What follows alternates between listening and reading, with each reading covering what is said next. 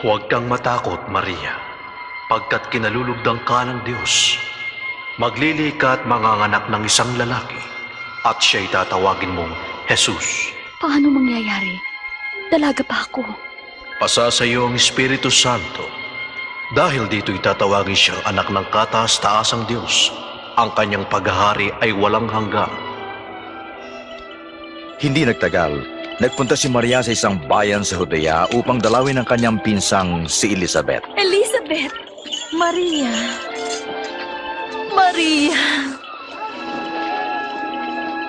Pinagpala ka sa mga babae. Pinagpala rin ang sanggol mo. Nang marinig ko ang bati mo, gumalaw sa galak ang sanggol sa aking tiyan.